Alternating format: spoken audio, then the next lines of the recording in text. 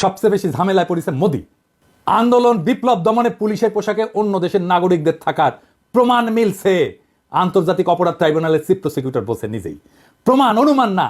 তার মানে প্রসিকিউশন হাসিনার বিরুদ্ধে না, ভারতের মোদিকে এখানে মামলায় ঢুকাবে। মোদির আরো সমস্যা আছে। বিএনপির সালাউদ্দিন সাহেবকে কিভাবে ঢাকা থেকে ধরে নেওয়ার পরে ইন্ডিয়া পাওয়া যায়, সুকরঞ্জন বালিকে কিভাবে হাইকোর্টের সামনে থেকে অপহরণ করার পরে ইন্ডিয়ার জেলে পাওয়া যায়।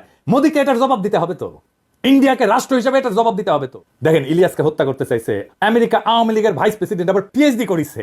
কি রকম জাউরা এগুলো সেটা দেখে শুনেন। ইসলাম যদি আমাকে অ্যালাউ করতো কাউকে খুন করা, 1 নম্বরে আমি খুন করতাম দিস গোয়িং টু লাইফ, 1 নম্বরে আমি খুন করতাম ওই একে কি বলে ইলিয়াসকে। আমরা এই জন্য আওয়ামী লীগকে নিষিদ্ধ করতেছি। প্রফেসর ইউনূস আয়নাঘর পরিদর্শন করলো না, ওই পরিদর্শনের পর সোশ্যাল মিডিয়াতে যতগুলো আয়নাঘর নিয়ে পোস্ট টোস্ট হয়েছে না, ভিডিও টিডিও আসছে, সবগুলোতে যে আওয়ামী লীগাররা এই জাউরারা হারি একদম উপহাস করেছে। বলছে এটা নাটক, বলছে স্ক্রিপ্ট দুর্বল, অভিনয় দক্ষতার অভাব, কত কিছু কথাবার্তা। আয়নাঘর নিয়ে প্রকাশিত ভিডিওর নিচে এমন অগণিত কমেন্টস, হাসি ঠাট্টা ট্রল। বড় বড় মেইন স্ট্রিম মিডিয়ার ফেসবুক পেজে এই সমস্ত ভিডিওগুলোতে আসছে, এগুলোতে হাহারি একটা ভরপুর। এটা নিয়ে কাজ করছে ওয়াসাদ সিস্টার্স, অ্যানালাইসিস করছে, ডকুমেন্ট করছে। এইটা সাহেব একটু দেখান না, কারা কারা ওই প্রোফাইলগুলো থেকে হাহারি এক দিছে, একটু দেখেন একটু দেখে রাখেন। জাউরাগুলোকে দেখবেন না, বাংলাদেশে জাউরা তো বাম্পার ফলন হয়েছে, কিছু জাউরা দেখে রাখেন। সবচেয়ে বিভৎস ঘটনা হচ্ছে ওরা আইডেন্টিফাই করছে 47% রিয়েল প্রোফাইল যারা হাহারি এক দিছে। ইউরোপে একটা আইন আছে হলোকাস্ট ডিনাল। হলোকাস্ট কি জানেন তো? দ্বিতীয় বিশ্বযুদ্ধের সময় জার্মানিরা ইহুদিদেরকে নিয়ে চেম্বারে ঢুকায় আগুন দিয়ে পুরায় মারত লক্ষ লক্ষ। নাজিরা হলোকাস্ট করলে সেটাকে গাল গল্প বলে। এটাই ফ্যাসিবাদ, এটাই ফ্যাসিবাদের চরিত্র। আপনি এদের কখনো স্বাভাবিক সমাজে চলতে দিতে পারবেন না, তাহলে সমাজ টিকবে না। কারণ এদের মধ্যে ন্যায় অন্যায় বোধ বিবেকের বোধটা ধ্বংস হয়ে গেছে। এদের সমাজে ইন্টিগ্রেট তখনই করা সম্ভব যদি অনুশোচনা করে মাপ চায়, আর এটা সেটা করবে না। এদের মধ্যে বিন্দুমাত্র অনুশোচনার চিহ্ন দেখছেন? নাই তো। ঠিক আছে, ফেয়ার এনাফ। ফ্যাসিস্ট যেহেতু একটাই ভাষা বুঝে, আমরা সেই ভাষায় ফ্যাসিস্টদের সাথে ডিল করব। সেই ভাষায়, যে ভাষায় আমরা 32 নম্বরকে ডিল করছি, ঠিক একই ভাষায়। আওয়ামী লীগের তীর্থভূমি ধ্বংস করার শর্ত এই অনুশোচনাহীন আওয়ামী লীগারদের অবদান। আমরা কোনো আওয়ামী ফ্যাসিস্ট সাইকোপ্যাথকে সমাজে থাকতে দেব না। মাত্র কয়েকদিন আগের গণহত্যার কথা অস্বীকার করে। এরা মানুষ? এদের আপনি মানুষের মর্যাদা দিতে চান? এদের আপনি গণতান্ত্রিক অধিকার দিতে চান? গ্রেপ্তার করে গ্রেপ্তারকৃত হতভাগ্যের স্ত্রীকে রোজা ভাঙ্গায় ধর্ষণ করে যে হাসিনার পুলিশ, একবার না বারবার এই ভয়ঙ্কর ইতিহাস সামনে আসতেছে। সেই সময় বাংলাদেশে বসে হারি এক দেবে আর আমরা এটা মাইনে নেব? স্বামীকে আটকের পর হত্যার হুমকি দিয়ে স্ত্রীকে ধর্ষণ করতো এই আলেপ হাসিনার পদক পাওয়া পুলিশ। শোনেন, তাকে ধর্ষণ করার বিনিময়ে আমাকে মুক্তি দেওয়া হয়। বাচ্চারা তোদের টুঙ্গি পাড়া উড়াই দেবো, আমি শপথ নিলাম। ফ্যাসিবাদের শেষ চিহ্ন মুছে ফেলবো। দে দেখি কত হাহারি এক দিতে পারিস। জাউরার সাথে ডাবল জাউরমে করা হবে। ধানমন্ডিতে আওয়ামী লীগের অফিসের জায়গাটা সরকারি, এটা দীর্ঘমেয়াদের লিজ নেওয়া। এই লিজ বাতিল করে অধিগ্রহণ করে ফেলা উচিত। লিজের শর্তের আইনি পরীক্ষা করে যদি সম্ভব হয় দ্রুত লিজ বাতিল করে দিতে হবে। এটা ধানমন্ডি 32 নম্বরের জন্য প্রযোজ্য। আমরা এই জন্য আওয়ামী লীগকে নিষিদ্ধ করতে চাই। এদের পশ্চিমে অ্যাসাইলাম নেওয়ার রাস্তা যেন বন্ধ হয়ে যায়, আর যারা পশ্চিমে আছে তারা যেন আওয়ামী লীগের হয়ে জিন্দাবাদ দিতে না পারে। নিষিদ্ধ সন্ত্রাসী দলের সদস্য হিসেবে এদের যেন দেশে ফিরে আনা যায়, আর এদেরকেও বিচারের মুখোমুখি করা যায়। দেখেন, ইলিয়াসকে হত্যা করতে চাইছে আমেরিকা আওয়ামী লীগের ভাইস প্রেসিডেন্ট, আবার পিএইচডি করেছে। কি রকম জাউরা এগুলো সেটা দেখে শুনেন। ইসলাম যদি আমাকে অ্যালাউ করতো কাউকে খুন করা, 1 নম্বরে আমি খুন করতাম দিস গোয়িং টু লাইফ, 1 নম্বরে আমি খুন করতাম ওই একে কি বলে ইলিয়াসকে। Is another talented but very deeply rooted within the wrong process and this Hasnat guy. ওরে বাংলাদেশে ফিরে আনতে হবে। আগে তাকে আমেরিকা আইনি ব্যবস্থার মুখোমুখি করতে হবে। আমেরিকায় যারা আছেন তারা ব্যবস্থা নেবেন। বেশি এক্সাম্পল লাগবে না, মোটামুটি 20-25টা এক্সাম্পল তৈরি করতে পারলে এরা প্যাকেট হয়ে যাবে। এরা ভিতর দিন ওই যে কইছে না হাফিজ মজুমদার অস্ত্র হাতে গেরিলা যুদ্ধ করবে, ওই মুখেই মারিতম ওরা। আমার কাছে মনে হয় এই দেশকে মানে এইখানে একটা যুদ্ধ শুরু হয়ে গেছে। এই যুদ্ধে এখন আমাদেরকে স্বাধীন করবার পালা। অস্ত্র হাতে নামতে হবে, এখানে গেরিলা যুদ্ধ করতে হবে, এখানে আমাদেরকে ট্রেনিং নিতে হবে। হার্দিক মজুমদাররা তো জুলাই আগস্টে আমাদের সাথে অস্ত্র হাতে যুদ্ধই করেছিল। সাথে ছিল police, army, RAB, BGB, Chhatra League, Jubo League, এমনকি আর্মি। পারে নাই। ওরা ওই একটা অস্ত্র নিয়ে ওরা যুদ্ধ লড়তে পারবে। আমরা পরাজিত হইতে পারি, আমি মেনে নিলাম আর কি। যদি সব বাকশালী হয়ে যায়, ওদের চামড়ার বন্দুক আছে না, ওটাতে বাতাসের গুল্লি মারে, টার্গেট বরাবর না হইলেও অসুবিধা নাই, ফাঁকে মারলেও নাকে লাগবে, শিওর শট।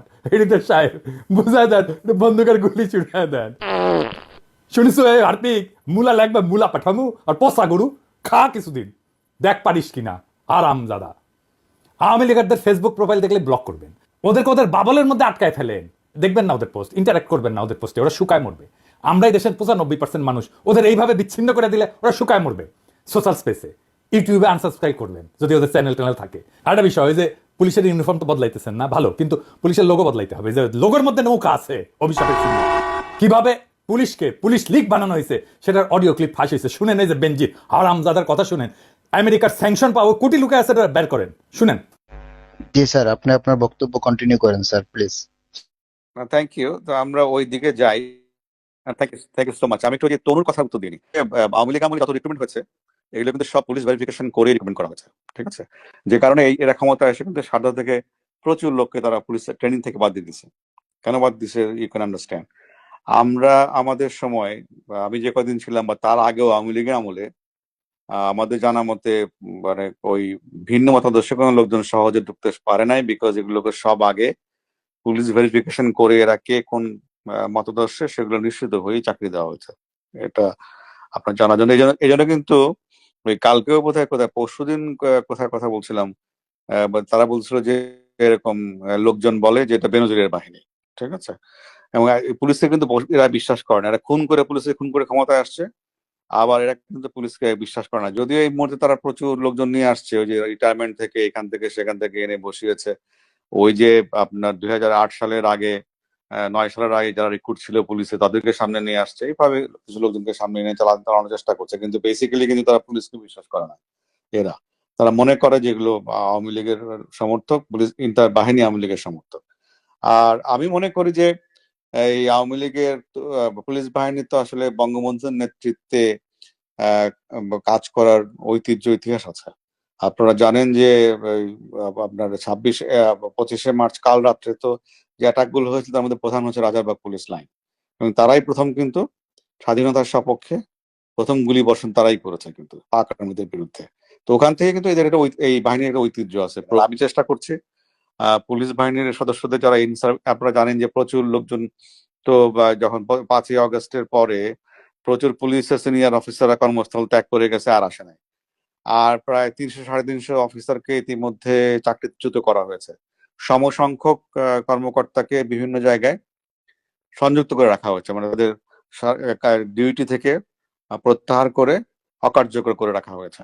এবং করে তারপরে এই যে এই গ্যাপে তারা ওই যে আওয়ামী লীগ যখন ক্ষমতায় ছিল না সেই সময় যে রিক্রুট যারা তাদেরকে নিয়ে আসা হয়েছে, অনেকে রিটায়ার করেছে তাদেরকেও নিয়ে আসা হয়েছে। তো ফলে এটা ভঙ্গুর অবস্থা, এটা এই বাহিনীর। আমি চেষ্টা করছি যারা বাহিনীতে কাজ করতেছে তাদের সঙ্গে যোগাযোগ স্থাপন করার জন্য। এটা আমি করে যাব, যাতে করে এই বাহিনীর সহযোগিতা সাপোর্ট আপনারা পেতে পারেন, সে চেষ্টা আমার অব্যাহত থাকবে। সেগুলোকে মোকাবেলা করে এটা এই পুলিশকে রাহুমুক্ত করতে হবে। যারা রাহুমুক্ত করার কাজ করতেছে তাদের বিরুদ্ধে ষড়যন্ত্র শুরু হয়েছে, বুঝছাও?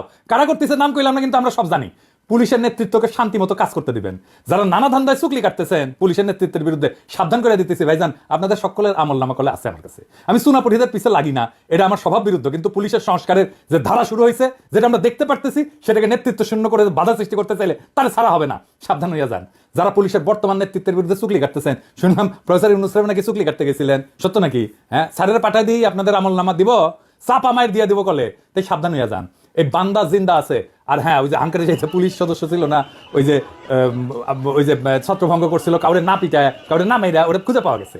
নাম রিয়াদ হোসেন, ডেমরা পুলিশ লাইনে। দেখেন, সামাজিক যোগাযোগ মাধ্যমে ভিডিওটি ভাইরাল হলো, তখন আসলে জনমুখে আর কি অনেকজন অনেকভাবে আমাদেরকে প্রশংসা করতেছে, এবং আমরা চাই যে বাংলাদেশ পুলিশ যেমন জনগণের পাশে ছিল, আছে এবং থাকবে, আমরা তাদেরকে আরো সেই আস্থাটুকু আনতে পারি যে আমরা যাতে ভালোভাবে তাদের সাথে কাঁধে কাঁধ মিলিয়ে বাংলাদেশকে গড়তে পারি। এখন ভাইরাল হলো, বন্ধু বান্ধব, তারপরে সহকর্মী যারা আছেন, আত্মীয় স্বজন, পরিবার, সবাই আসলে আমাকে নিয়ে গর্ববোধ করছেন। আমিও চাই যেন আমি আমার দেশের জন্য কিছু করতে পারি। আরে ভাই, মন তো ভরলো না এই রিপোর্ট দেখে। ওর বাড়ি কোথায়? বাবা মাকে, এই মা, যেই মা এই সোনার ছেলের পেটে ধরছে, তারও তো আমাদের সম্মান জানাতে হবে, তারা সালাম দিতে হবে না?